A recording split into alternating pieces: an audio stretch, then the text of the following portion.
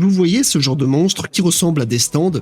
Eh bien, dans Toriko, ce sont les démons de l'appétit. Ces créatures puissantes vivent à l'intérieur des gourmets, comme des manifestations de leur appétit insatiable. Chaque démon a des capacités distinctes et se réveille quand le personnage repousse ses limites. Ils amplifient la force et les capacités physiques de leur hôte, un peu comme s'ils avaient un berserker sous stéroïdes à l'intérieur d'eux, prêt à dévorer tout ce qui bouge. Ces démons sont liés à des instincts primaires, ceux qui les rendent incontrôlables et terrifiants. Et c'est ce qu'on va voir ici dans cette vidéo, tous les démons de l'appétit de Toriko. Et encore une fois, ça montre combien l'univers est très vaste, et le lore très important. Et qu'en vérité, il tabasse One Piece, mais c'est une autre vérité. Commençons par l'ogre rouge de Toriko, qui est une manifestation terrifiante de l'appétit insatiable du héros, matérialisé grâce à ses cellules gourmets. Ce démon est littéralement le moteur de la puissance de Toriko, capable de contrôler et de renforcer ses cellules en échange d'un sacrifice macabre, l'autophagie.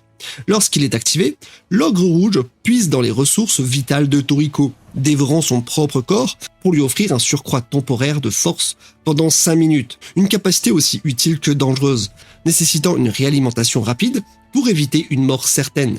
Parmi ses techniques les plus redoutables, l'ogre rouge excelle dans l'intimidation ultime, où il peut se manifester sous forme d'illusions terrifiantes, pour paralyser ses ennemis de peur, ou même se solidifier pour infliger des dommages physiques directs, comme lors de son attaque sur Starjun.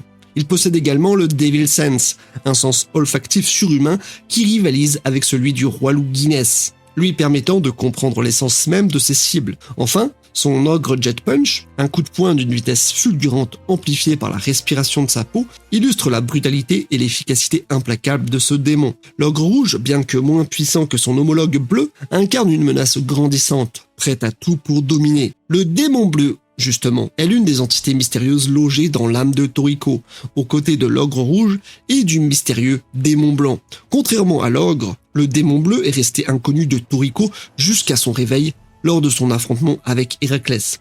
Seules quelques figures comme Ishiryu, Mansam et Shishi, ainsi que l'ogre, étaient au courant de sa présence. Caché profondément dans le subconscient de Toriko, il a été scellé en raison de sa personnalité dangereuse et de sa puissance écrasante. Le démon bleu est d'une puissance supérieure à celle du démon rouge, au point de pouvoir temporairement rivaliser avec Héraclès, l'un des redoutables 8 souverains. Son pouvoir est tel qu'il a provoqué la formation d'un anneau d'empereur, un signe tangible de sa force dévastatrice. Le démon bleu peut également altérer la forme de ses mains en griffes acérées et se manifester à l'extérieur du corps de Toriko pour combattre indépendamment, bien que cette séparation soit temporaire. Parmi ces techniques, le Devil Fork transforme son bras gauche en une fourche meurtrière capable de rivaliser avec le coup de pied d'Héraclès ou le poing gourmet d'Acacia. Le Blue Spit est une attaque perçante qui traverse ses ennemis avec une telle force qu'elle est visible depuis l'espace. Enfin, le Devil Knife découpe ses adversaires avec une puissance titanesque, tranchant des continents entiers. Le démon bleu incarne une menace d'une ampleur incommensurable, un être de destruction qui dépasse largement l'ogre rouge en termes de potentiel destructeur. Le démon blanc, lui, la plus mystérieuse des entités résidant en Toriko, se distingue par une attitude calme et détendue, souvent aperçue en train de se relaxer, contrastant avec la férocité des autres démons de l'appétit. Lorsqu'il se manifeste, il adopte un ton doux, loin de la violence brutale du démon bleu. Ce démon blanc respecte profondément la relation de Toriko avec les ingrédients, à tel point qu'il rappelle à Toriko de prononcer ces mots de respect avant de vaincre Acacia, se délectant de cette tradition presque rituelle. Cependant, malgré toute sa puissance, Toriko n'est pas capable de manifester le pouvoir du démon blanc, même pour un instant, avant un point crucial de l'histoire. Ce fait seul place le démon blanc à un niveau de puissance incommensurable, surpassant largement le démon bleu, lui-même capable de rivaliser avec les 8 souverains.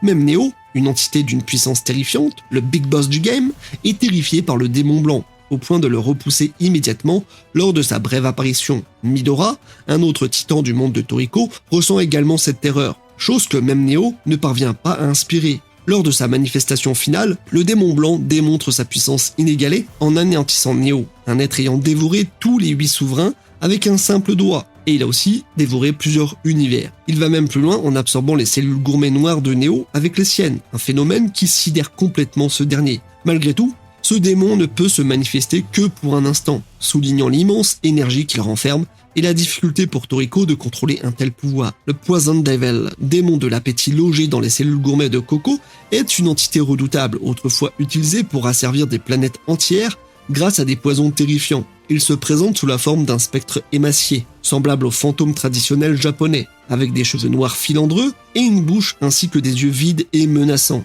Au fil de l'évolution des cellules gourmet, Coco acquiert la capacité de transformer différentes parties de son corps en celles de son démon. Son bras gauche devient d'abord l'arme empoisonnée du Poison Devil, suivi par son bras droit, puis sa langue, qui lui permet de goûter des substances autrefois inaccessibles, faisant de Coco un être redoutable, capable de déchaîner des poisons inouïs sur ses ennemis. Le démon de l'appétit de Sunny, connu sous le nom de Air Monster, est une créature ancienne et redoutable, capable de dévorer des planètes entières et de contrôler la galaxie en utilisant les victimes recrachées. Ce monstre capillaire est logé dans les cellules gourmet de Sunny, lui conférant des pouvoirs donc exceptionnels. Et au même titre que Coco, ces cellules ont ensuite permis de le façonner pour lui permettre d'utiliser d'autres parties de son corps avec celui-ci. Le démon de l'appétit de Zebra, surnommé Voice Demon, est une créature ancienne et terrifiante, capable de dévaster des planètes entières grâce à sa voix destructrice et à sa force colossale. Ce démon, qui ressemble à une chauve-souris humanoïde avec une peau noire et cicatrisée, possède une tête en forme de dôme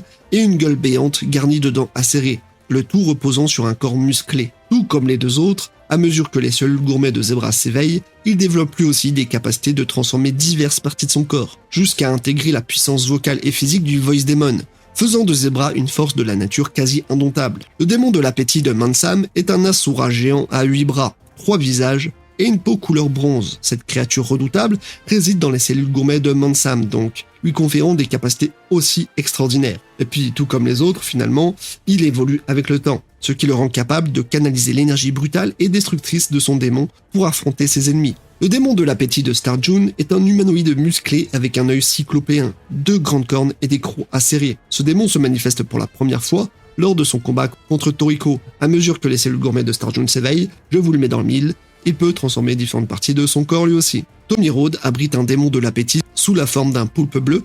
Même après la mort de Tommy Rhodes, ce démon montre sa persistance en échappant au monde des âmes et en ramenant de la nourriture pour Komatsu. Sa survie symbolise en quelque sorte l'insensibilité de l'appétit. Brunch, descendant des humains modifiés par les Nitro dans le royaume de la nourriture ensorcelante, possède un démon de l'appétit sous la forme d'un Tengu poilu et moustachu. Ce démon reflète les origines tourmentées de Brunch et témoigne des expérimentations brutales subies par sa lignée. Setsuno est soupçonné d'avoir perdu sa capacité d'adaptation aux environnements extrêmes, comme le montre son souffle blanc dans le Ice Arrow.